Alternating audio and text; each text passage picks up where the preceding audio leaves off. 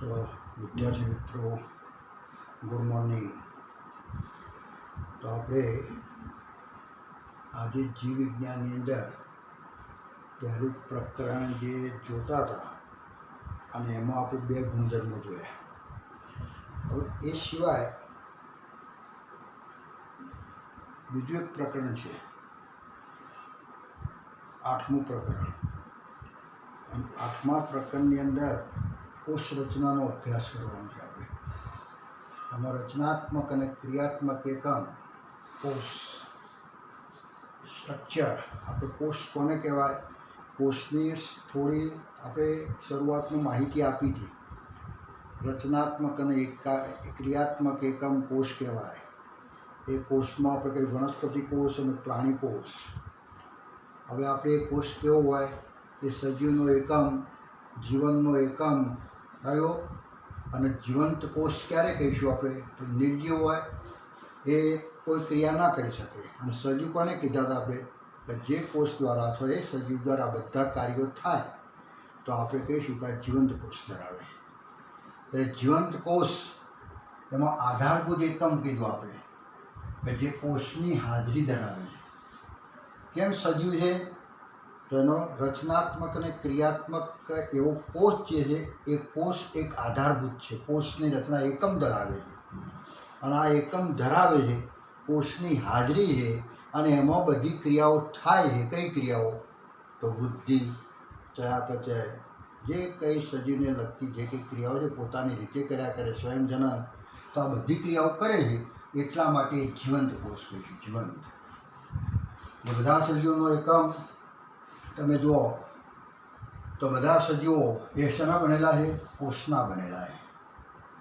કયો કોઈ એવો સજીવ નથી કે જે કોષનો ન બનેલો હોય. એમાં કેટલાક સજીવો તમે જુઓ તો એક જ કોષના બનેલા છે. અમીબા જેવા, ઈસ્ટ, ક્લેમિડોમોનાસ, આવી કેટલીક તમે જુઓ વનસ્પતિઓ કે જે આપણે કહીશું એક કોષી, આપણે કહીશું એક જ કોષની, અને એક જ કોષમાં બધી ક્રિયાઓ થતી જોવા મળે. જ્યારે કેટલાક એવા જોવા મળે છે કે જે બહુકોષી હોય, ઘણા કોષો ભેગા થઈ અને કાર્ય કરતા હોય. એટલે કયું પ્રાણી જટિલ કહેવાય, કોનો શરીરની રચના જટિલ કહેવાય, કે જેમાં એક જ કોષ છે, જેમાં સાદી સરળ ક્રિયાઓ થતી હોય એક જ કોષ દ્વારા, અને ઘણા બધા કોષો ભેગા થઈ પેશીઓ બને, અંગો બને, તંત્રો બને, અને એમાં જે ક્રિયાઓ ચાલે એ બહુ જટિલ ક્રિયાઓ હોય. એમાં બહુ આપણને આપણી અમુક તો ક્રિયાઓ ખબર ન પડે, સીધી સાદી ક્રિયાઓ ના હોય, એકદમ જટિલ ક્રિયાઓ ચાલતી હોય. આપણામાં તમે જુઓ તો આપણામાં શરીરની અંદર કયો સુધી આવે છે, ફક્ત કોષો જ છે, પણ કોષો ભેગા થઈને પેશીઓ, પેશીઓ ભેગી થઈને અંગો, અંગો ભેગા થઈને તંત્રો, અને એમ કરીને આખું શરીર બનેલું. એટલે આપણામાં જે કંઈ ક્રિયાઓ ચાલે છે એ બધી જટિલ ક્રિયાઓ. એટલે બહુકોષી સજીવો છે તેમાં બધી ક્રિયાઓ જટિલ, અને એક કોષી સજીવો છે બધામાં ક્રિયાઓ આ પ્રમાણે જોવા મળે. એટલે એક કોષી સજીવો તમે જુઓ તો એમાં સ્વતંત્ર અસ્તિત્વ ધરાવે. કોષ જ એક જ છે અને એક જ કોષ છે અને બધી જાતની ક્રિયાઓ કરે, સ્વતંત્ર અસ્તિત્વ ધરાવે. એકલો હોય તો પણ એ જીવી શકે. અસ્તિત્વ ધરાવવું એટલે શું, એને રહેવું, ટકી રહેવું. વાતાવરણ બદલાય તેમ એ વાતાવરણમાં અનુકૂળ થઈ શકતો હોય, પર્યાવરણ પ્રત્યે સભાન હોય, સ્વતંત્ર રીતે, અને પ્રતિક્રિયા પણ દર્શાવતો હોય. એને ગરમી આપવામાં ગરમી એને ગમતી ના હોતો તો એ ઠંડા તરફ જતો રહે. એટલે એ રીતે અહીંયા કહ્યું કે એક કોષી સજીવો સ્વતંત્ર અસ્તિત્વ ધરાવે. અને બીજી એક ખાસિયત શું હોય કે જીવનના બધા જ આવશ્યક કાર્યો કરવા સક્ષમ હોય છે. ભલે એક જ કોષ લેવું, પણ જીવનની અંદર જે કંઈ કાર્યો કરવાના હોય, આવશ્યક હોય, એ બધા કાર્યો કરવા માટે ક્ષમતા ધરાવે, સક્ષમ હોય. આવ્યો એટલે કોષ કોને કહીશું, તો એટલે જ કીધું આપણે કોષ એટલે એક રચનાત્મક અને ક્રિયાત્મક એકમ કોષ. આપણે કહીએ એન્ટોન વાન લ્યુવાનહોક આ એક વૈજ્ઞાનિક છે, જેને સૌ પ્રથમ કોષ જોયો. કોષ જોયેલો શેમાં જોયો છે, તો ઓક નામનું વૃક્ષ, અને વૃક્ષની છાલ, એનું પ્રકાંડ જે હતું ને એના ઉપરની જે છાલ હતી એ છાલની એક ચીરી, બ્લેડથી એક ચીરી કાપી અને માઇક્રોસ્કોપ નીચે જોઈ, સૂક્ષ્મદર્શક યંત્ર જોઈ, અને એની અંદર ખાના ખાના, જેમ મધપૂડાની અંદર જેમ ખાના ખાના દેખાય છે એવો ખાનો દેખાણો. અને એવું એક ખાનું એટલે એનું નામ એને શું આપ્યું? સેલ, કોષ. કોને? તો લિવાન હોકે. એ પછી એનું વર્ણન પણ કર્યું, આ કોષ આવો હોય તેવો હોય, એની રચના કેવી હોય, બધી થોડું વર્ણને કર્યું. અને પછી માઇક્રોસ્કોપ જ્યારે શોધાણો, એકદમ સંયુક્ત માઇક્રોસ્કોપ શોધાણો, તો તે વખતે સંયુક્ત માઇક્રોસ્કોપ શોધાયા પછી એની સંરચના, અંદરની રચના શું હોય, અંદરની રચનામાં શું શું જોવા મળે, એ બધી સંપૂર્ણ રચનાનો ખ્યાલ આપો. એટલે આપણે પાછળથી આપણે જોઈશું કે કોષની અંદર શું શું હોય અંદર, અને કેવી રીતના કોષ બનેલો હોય. તો એ બધી રચના આપણે જોવાની જ છે. ખ્યાલ ગયો? તો એ આપણે કહીશું. હવે એની સંપૂર્ણ સંરચનાનો અભ્યાસ આપણે કહીશું આ સૂક્ષ્મદર્શક યંત્રની શોધ થયા પછીની વાત છે. પછી એનો ખ્યાલ આવ્યો. તો આવો જે કોષ છે, કોષની અંદર તમે જુઓ તો કોઈ પણ કોષ તમે જુઓ તો એ કોષ બે ભાગનો વહેંચાયેલો છે. તો એ કોષની અંદર જીવંત દ્રવ્યો છે અને નિર્જીવ દ્રવ્યો છે. આપણે કહીશું અહીંયા હું એક પ્રાણી કોષ બતાવું, પ્રાણી કોષ, અને અહીંયા એક વનસ્પતિ કોષ બતાવો. બરાબર? આ કોષ છે, આ એનું કોષ કેન્દ્ર છે, આ એનું કોષ કેન્દ્ર છે. ચલો, આ બંને કોષો છે સજીવના કોષો કહેવાય. એટલે કોના? સજીવ એટલે આપણે કહીશું વનસ્પતિનું પ્રાણી. એમાં આ કોનો બતાવ્યો? આપણે પ્રાણી કોષ. અને આ કયો બતાવીશું? તો વનસ્પતિ કોષ. આ પ્રાણી કોષ. હવે બંને જે કોષો છે એમાં શું છે? તો એમાં તમે જો જીવંત દ્રવ્યો છે અને નિર્જીવ દ્રવ્યો છે. બંનેની અંદર જે જીવંત દ્રવ્યો છે તેને આપણે કહીએ જીવરસ. જેટલા જેટલા જીવતા દ્રવ્યો છે, જીવંત છે, તો તે બધાને આપણે કહીશું જીવરસ. એટલે તો કહીશું પ્રોટોપ્લાઝમ. અંગ્રેજીમાં શું કહેવાય? પ્રોટોપ્લાઝમ, જીવરસ, જેમાં દ્રવ્યો જીવતા છે. અને જેટલા મરેલા છે આની અંદર, ખ્યાલ નિર્જીવ છે, તો તેને કહીશું ડ્યુટોપ્લાઝમ. મરેલા છે તે બધા. એમાં કયા કયા મરેલા આવે? તો પહેલાં આપણે મરેલાની વાત કરો. મરેલાની અંદર કયા? ચલો પહેલાં આપણે મરેલાની વાત કરીએ તે પહેલાં આપણે જીવંત દ્રવ્યોની વાત કરીએ, જીવરસની વાત કરીએ. તો જીવરસની અંદર શું આવે? તો આપણે કહીશું આનો કોષરસ. આ કોષરસ જે બતાવો છો ને, આખો કોષરસ તમે જો જીવંત, જેને કંઈ સાઇટોપ્લાઝમ, કોષરસ છે ને એને કંઈ સાઇટોપ્લાઝમ. અને બીજું તો અંદર રહેલું કોષ કેન્દ્ર. આ કોષ કેન્દ્ર છે. તો આ કોષરસ, આનું નામ છે કોષરસ, અને આનું નામ આપીશું કોષ કેન્દ્ર. તો આ એક અને આ બે એ સાઇટોપ્લેસ. આપણે કહીએ કોષરસ એટલે સાઇટોપ્લાઝમ, અને કોષ કેન્દ્ર એટલે ન્યુક્લિયસ. આ બે ભેગા થાય ત્યારે બને જીવરસ. મેં તમને શરૂઆતમાં પણ કીધું કે જીવરસ કોને કહેવાય? તો કોષરસ વત્તા કોષ કેન્દ્ર બે ભેગું થાય ત્યારે આપણે કહીશું જીવરસ. આ બંને ભેગા થાય ત્યારે કહીશું જીવરસ. અને આ શું છે? કોષરસ જીવંત અને કોષ કેન્દ્ર જીવંત, બે જીવંત છે. કયો? હવે કોષરસ જે છે એમાં પાછા બે ભાગ પાડીશું. એકલો કોષરસ છે, રસમય રચના જોવા મળે છે, જેને કે સાઇટોસોલ અથવા હાયલોપ્લાઝમ. હાયલોપ્લાઝમ એટલે રસ જ, અને રસની અંદર ઓગળેલા કેટલાક થોડા દ્રવ્યો.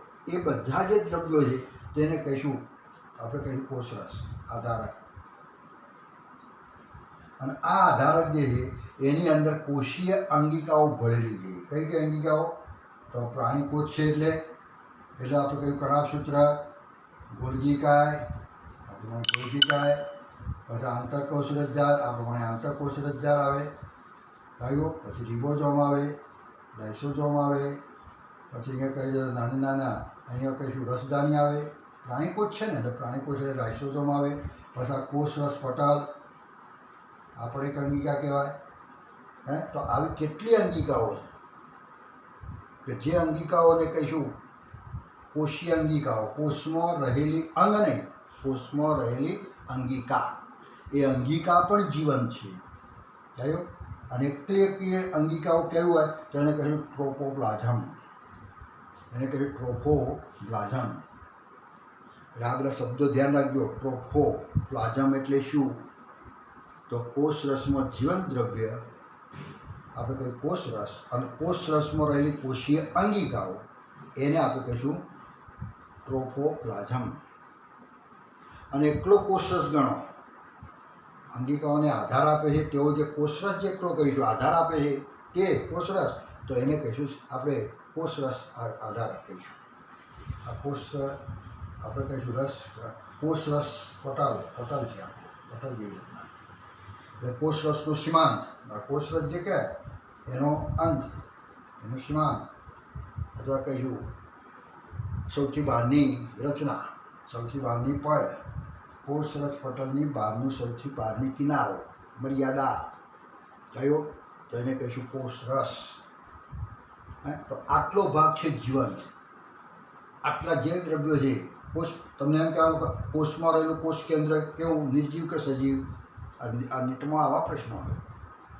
એ સજીવ છે કે નિર્જીવ? આખો કોષ છે, અને કોષમાં કોષ કેન્દ્ર, તો કોષ કેન્દ્ર સજીવ. જો કેવો લખેલું છે તો જીવન દ્રવ્યમાં છે. કોષ રસ કેવો? તો જીવન દ્રવ્ય છે.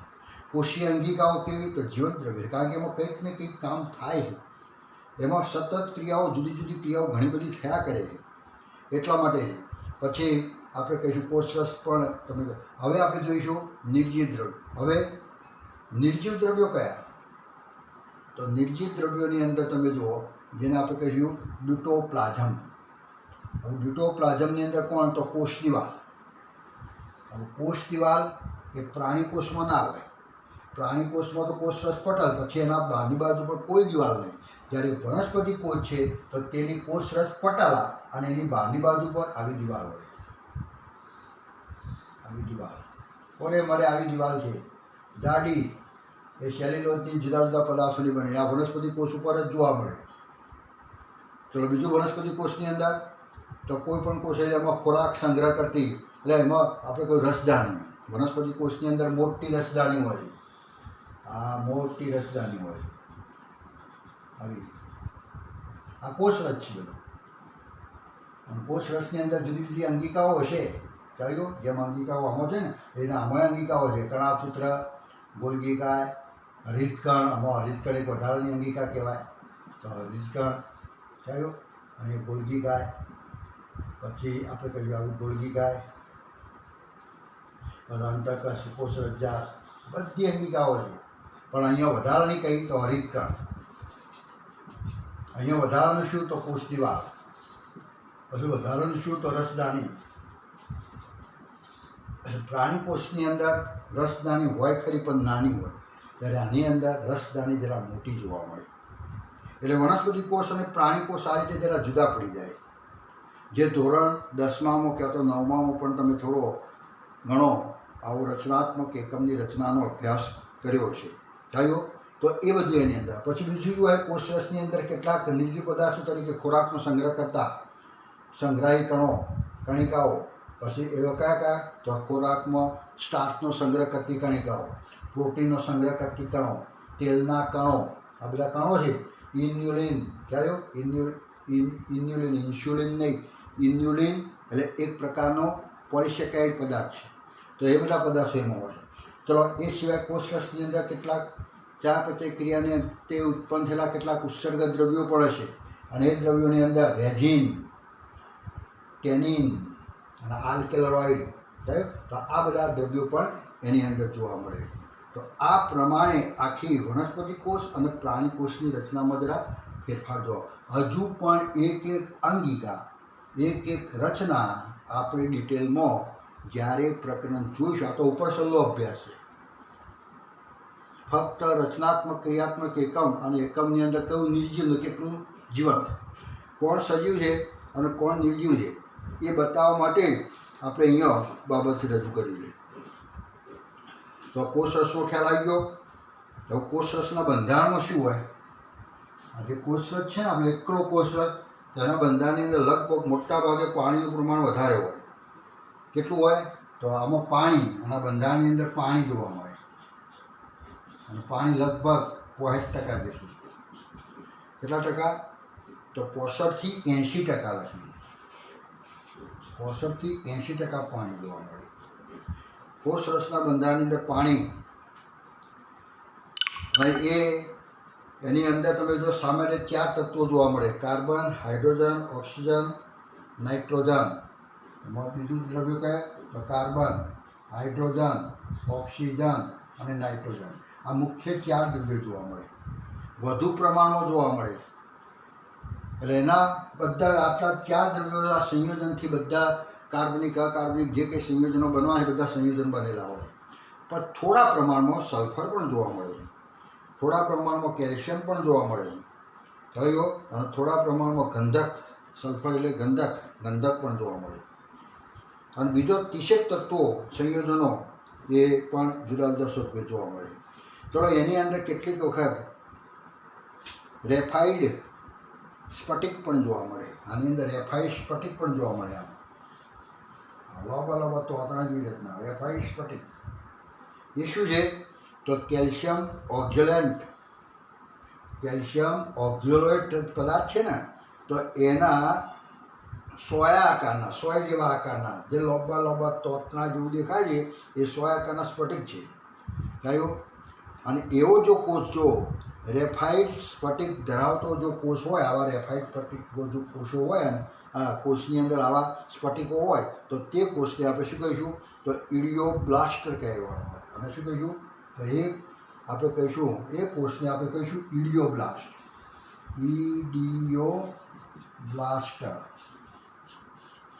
આ શબ્દ યાદ રાખજો, ઇડિયોબ્લાસ્ટ. ઇડિયોબ્લાસ્ટ એટલે શું? આ શબ્દ છે.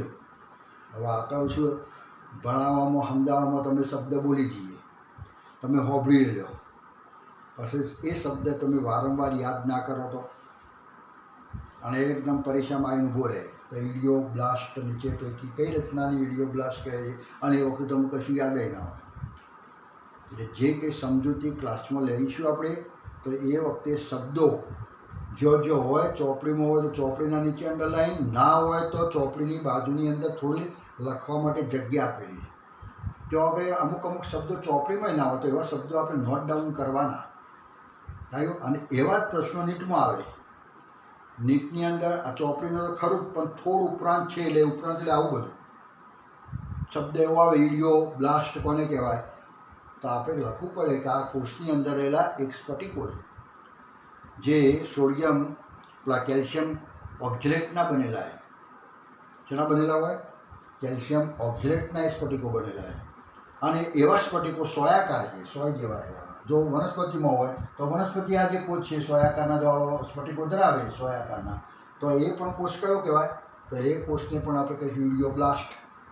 ઇડિયોબ્લાસ્ટ એટલે સોયાકાર કેલ્શિયમ ઓક્ઝેલેટના સ્ફટિકો ધરાવતો છે. કયું? અને એવા સ્ફટિકોને કહીશું રેફાઇડ સ્ફટિક. એ સ્ફટિકને કયા સ્ફટિક કહેવાય? રેફાઇડ સ્ફટિક. ઘણી વખત એવું હોય કે રેફાઇડ સ્ફટિક શાના બનેલા છે? રેફાઇડ સ્ફટિક આ એક આપણે કહીશું આ એક નીટમાં આવતો એક પ્રશ્ન. કોષમાં રેફાઇડ સ્ફટિક એના બંધારણ ધરાવો, એના બંધારણની અંદર કયું દ્રવ્ય હોય છે, કયો પદાર્થ હોય, તો એમાં આપણે શું લખવું પડે તો એ કેલ્શિયમ ઓક્ઝેલેટ પદાર્થના બનેલા છે. કેવા આકારના હોય તો એ સ્ફટિકો સોય આકારના છે, લોબા, બે શેડી ઉપર અણીવાળા છે, ત્રાકાકાર લોબા છે, સોય આકારના છે. એટલે સોયાકાર છે, સોયાકાર. તો એવા સોયા આકારના જોવા મળે તો એ પણ આપણે જરા ધ્યાન રાખીશું. બીજું કે આ કોષો જે બે જોયા આપણે એમાં કોષ કેન્દ્ર જરા વિકસિત હોય અને કોષ કેન્દ્ર જરા અવિકસિત હોય. એટલે કોષ કેન્દ્ર થયો અને એના આધારિત કેવું છે કોષ કેન્દ્ર? કોષ કેન્દ્ર છે કે નહીં? ના હોય તો પ્રાથમિક હોય તો અને વિકસિત હોય તો એના આધારિત કોષોના પ્રકારો પાડેલા છે. કોષના આધારિત પ્રકારો છે અને એ કોષના આધારિત પ્રકારો તમે જુઓ તો કયા કયા પ્રકારો છે તો એક તો આપણે કહીશું 4 પ્રકારો પાડીશું આપણે. કોષોને સામાન્ય રીતે 4 પ્રકારમાં કક્ષામાં વહેંચવામાં આવે છે. જે કંઈ કોષો આપણે જોઈએ તેની અંદર 4 પ્રકારો આપણે પાડીશું. હવે કોષની ડિટેલમાં રચના પછી જોઈશું, પણ કોષને સામાન્ય રીતે કોષની રચના આપણે એમાં જોઈએ. કોષને સામાન્ય રીતે 4 પ્રકાર. એમાં પહેલો આપણે કહીશું કોષનો પ્રકાર એ કેરિયોટા. એને શું કહીશું? એ કેરિયોટિક કોષ. એ કેરિયોટિક કોષ. આ કોષ એટલે કેવો કોષ છે કે જે કોષમાં કોષ કેન્દ્ર નથી, કોષ કેન્દ્રનો અભાવ છે. કોષ કેન્દ્રનો અભાવ જોવા મળે તે કોષને આપણે કહીશું એ કેરિયોટિક કોષ. પેલો કોષ કેન્દ્ર ના હોય એવા એ કેરિયોટિક એટલે તો આપણે કહીશું સજીવ અને નિર્જીવને જોડતો કડી વાયરસ કે જેમાં કોષ કેન્દ્ર જ નથી. અને કોષ કેન્દ્ર નથી એટલે એને એ સજીવ તરીકે હોય તો કઈ કહીશું? તો એ કેરિયોટિક કોષ કહીશું. એટલે વાયરસના કોષો લગભગ એ કેરિયોટિક કોષો છે, કોષ કેન્દ્રનો અભાવ. ચલો બીજા આપણે કહીશું પ્રોકેરિયોટિક. પ્રોકેરિયોટિક કોષ. તો કેરિયોટિક એટલે શું અથવા કેરિયોટા એટલે શું? તો કેરિયોટા એટલે કોષ કેન્દ્ર. જો અહીંયા કોષ કેન્દ્ર, કેરિયોટિક એટલે કોષ કેન્દ્ર, પણ કેવું? એ એટલે નહીં. અકેરિયોટિક. અકેરિયોટિક એટલે કોષ કેન્દ્ર ના હોય. પછી પ્રો એટલે તો કોષ કેન્દ્ર ખરું પણ કેવું? વિકસિત નહીં, પ્રાથમિક કક્ષાનું. આ પ્રાથમિક કક્ષાનું કોષ કેન્દ્ર ધરાવતા હોય. લાગે ખરું આ કોષ હોય ને તો કોષની અંદર કોષ કેન્દ્ર જેવું લાગે ખરું પણ સ્પષ્ટ ના હોય. કે જેના પર કોષ કેન્દ્ર પટલ ના હોય, એમાં પટલમાં અંગિકાઓ જુદી જુદી જે અંગિકાઓ આપણે બતાવીએ ને એની અંદર, તો એવી અંગિકાઓ ના હોય. કોષ કેન્દ્ર પટલ ના હોય, કોષ કેન્દ્રિકા ના હોય. કોષ કેન્દ્રની અંદર વળી પાછું કોઈ હોય નહીં, કોષ કેન્દ્રિકા ના હોય. તો એવા કોષને આપણે કહીશું પ્રોકેરિયોટિક. પ્રાથમિક કક્ષાનું કોષ કેન્દ્ર ધરાવતા તો એ પ્રોકેરિયોટિક કહીશું. આદિકોષ કેન્દ્રિક કોષ જેમાં કોષ કેન્દ્ર પટલ ના હોય, પછી કોષ કેન્દ્રિકા ના હોય અને પટલમાં અંગિકાઓ ના હોય. શું ના હોય? આ પડદો દેખાય કોષ કેન્દ્ર કોને મળે એ ના હોય. આની અંદર કોષ કેન્દ્રિકાઓ ના હોય અને આવી પટલમાં અંગિકાઓ ના હોય. કોઈ અંગિકા ના હોય. કણાભસૂત્ર, હરિતકણ કે આ તે બધી કોઈ અંગિકા ના હોય. તો એવો અભાવ ધરાવે તે બધા કોષોને. અને ડીએનએ કેવું હોય? તો ડીએનએ ન્યુક્લિયોઇડ એટલે જીનોફોર સ્વરૂપે જોવા મળે. કોષ એટલે ડીએનએ કેવું હોય? જનીનદ્રવ્ય. તો એ ન્યુક્લિયોઇડ જેને કહીશું. શું કહીશું? ન્યુક્લિયોઇડ. DNA nucleoid. ન્યુક્લિયોઇડ આ સ્વરૂપે જોવા મળે. અને એનું બીજું નામ શું કહીશું? જીનોફોર. જીનોફોર. જીનોફોર સ્વરૂપે જોવા મળે. તો તે બધા જીનોફોર હોય. જીનોફોર એટલે ડીએનએ ન્યુક્લિયોઇડ તરીકે હોય. ડીએનએ ન્યુક્લિયોઇડ સ્વરૂપે જોવા મળે તો એ જીનોફોર કહેવાય. અને એ જીનોફોર ધરાવતા કોષને આપણે કહીશું પ્રોકેરિયોટિક કોષ. કહીશું તો એ પ્રોકેરિયોટિક કોષ. પછી મેઝોકેરિયોટિક કોષ. મેઝો અથવા કહીશું મેસો કેરિયોટિક કોષ એટલે કેવા છે? તો મેઝોકેરિયોટિક કોષ એમાં કોષ કેન્દ્ર હોવા છતાં ડીએનએ કેવો હોય? એટલે કોષ કેન્દ્ર હોય, કોષ રસ પટલ હોય, બધું જ હોય. પણ એ કોષ કેન્દ્ર હોવા છતાં, કોષ કેન્દ્ર હોવા છતાં એમાં ડીએનએ તમે જુઓ તો ડીએનએ સંપૂર્ણ નથી. એમાં હિસ્ટોન નામનું પ્રોટીન વગરનું હોય. હિસ્ટોન પ્રોટીન ના હોય. હિસ્ટોન પ્રોટીન ન હોય. હિસ્ટોન પ્રોટીનની ગેરહાજરી અને હિસ્ટોન પ્રોટીનની ગેરહાજરી હોય તો એનો અભાવ હોય. કયું? ડીએનએ ખરું પણ ડીએનએ હિસ્ટોનનો અભાવ હોય. ડીએનએની સાથે હિસ્ટોન હોય નહીં તો તે કોષને આપણે કહીશું મેઝોકેરિયોટિક કોષ. મેઝો એટલે મધ્યમ. મધ્યમ કોષ કેન્દ્ર ધરાવતો. કોષ કેન્દ્ર ખરું પણ કોષ કેન્દ્રમાં જે ડીએનએ એની સાથે હિસ્ટોન હોય નહીં તો તેને કહીશું મેઝોકેરિયોટિક કોષ. અને ચોથો આપણે કહીશું યુકેરિયોટિક. યુકેરિયોટિક કોષ. યુકેરિયોટિક કોષ એટલે તો યુકેરિયોટિક કોષ આપણે કહીશું કોષ કેન્દ્ર સુવિકસિત. એના પર કોષ કેન્દ્ર પટલ, કોષ કેન્દ્રિકા હાજર, પટલમાં અંગિકાઓ હાજર, ડીએનએ જેવો છે, ડીએનએ હિસ્ટોન જેવો છે એમાં જોવા મળે. અહીંયા અભાવ હોય. જ્યારે આની અંદર શું હોય? તો ડીએનએ હિસ્ટોન હાજર. આટલો ફેર. જો ગેરહાજર હિસ્ટોન પ્રોટીન ગેરહાજર, ડીએનએ હિસ્ટોન ગેરહાજર તો મેસોકેરિયોટિક, અને ડીએનએ હિસ્ટોન હાજર તો તે કોષને કહીશું યુકેરિયોટિક. બાકી કોષ કેન્દ્ર પટલ, પછી અંગિકાઓ, પટલમય અંગિકાઓ, પછી કોષ કેન્દ્રિકા, આ બધું જ જોવા મળે. તો આવા 4 પ્રકારના કોષો આપણે બતાવીશું.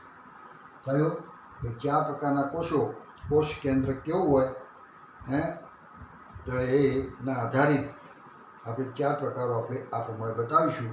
તો કોષની થોડી માહિતી આપણે આ લઈ લીધી, હજુ સંપૂર્ણ માહિતી નથી. એમાં 2 કોષો આપણે સુકેશ કેન્દ્રિક કોષ અને આ 2 કોષની રચના જોઈ, અને પછી આપણે થોડી એક તંત્રની વાત કરવી છે. થયું કે જેથી તમને થોડા પ્રકરણની ઝાંખી જ બતાવું છું તમને. એમાં શરૂઆતમાં જેની જરૂર પડે તે પહેલું છેલ્લું રચનાને બતાવી દઈએ છીએ. એટલે કોષ કેવો કહેવાય, કોષ દ્વારા પછી કોષનો ઉપયોગ શેમાં થાય, બધી પેશીઓ બને, અને પેશીઓ બન્યા પછી એમાં બધું કઈ રીતના ક્રિયાઓ થાય, આ બધું જણાવવા માટે એટલે આપણે આ લેક્ચર જે લીધું એ પ્રકરણ 8મો અને ડેમો લેક્ચર, આ તો ડેમો લેક્ચર જે 5 થયા ને, તો એમાં હવે આપણે આ કહીશું છઠ્ઠું પ્રકરણ. કહ્યું ડેમો લેક્ચર 100. પણ કયા પ્રકરણમાંથી? તો 8મા પ્રકરણમાંથી, જેમાં કહીશું કોષની રચના છે, કોષ વિશેનો અભ્યાસ કરવાનો છે. તો એ વિશેની વાત કરી. હવે આના પછી થોડી આગળ વાત પછી આપણે કરીશું. બરાબર? તો આવજો.